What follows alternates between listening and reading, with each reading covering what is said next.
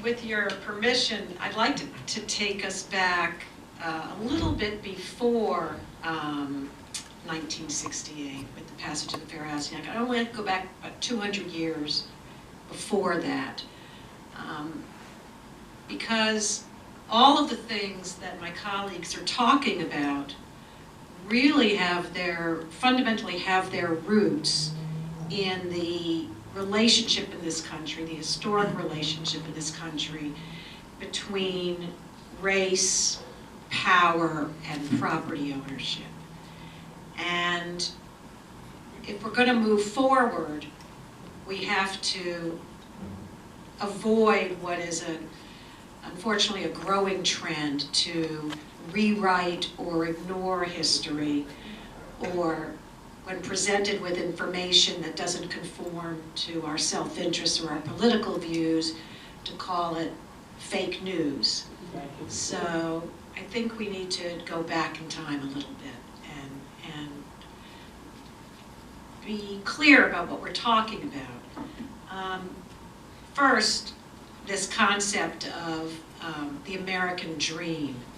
I looked it up after seeing the flyer, to see where was this phrase coined and what was its original meaning. And apparently it wasn't really officially coined until about 1931 by a writer and historian who, to paraphrase, said that the American dream is not really a dream about material things, that it's not just about motor cars and high wages, but a dream of a social order where each man and each woman, I was very impressed that he included women, shall be able to attain the fullest stature of which they are innately capable, and be recognized by others for what they are, regardless of the fortuitous circumstances of birth or position.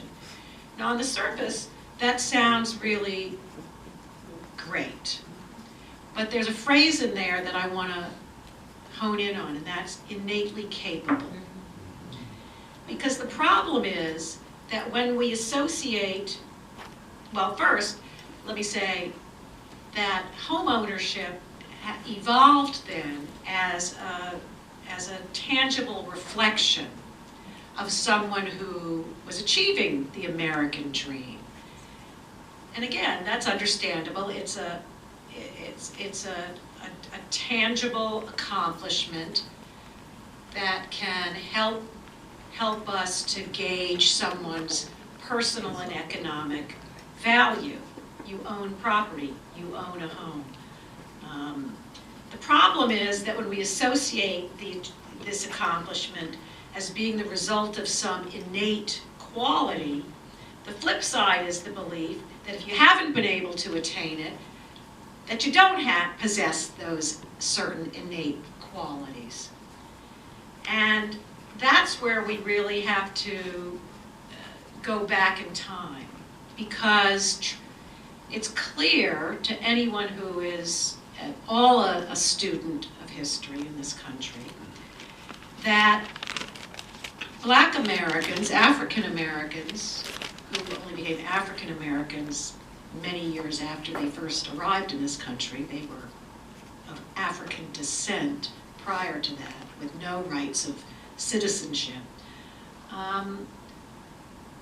were not only devalued, but really had no value as human beings. They were property. Forget about handicaps they may have had to own property. They were property that was owned. And to justify that state, which was economically very helpful to the white people who owned them, there had to be a rationale that dehumanized them.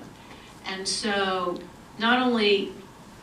when we talk about a perception of lacking innate qualities that might allow them to achieve the American dream, that lack of innate qualities is deeply rooted in this country's history to justify slavery. That they were less than human, that they were dangerous or childlike, couldn't take care of themselves, needed a strong master to control them. I mean, if this is how our country began its perception of Black Americans, then is there really any question as to why all of these policies subsequently not only evolved but have persisted?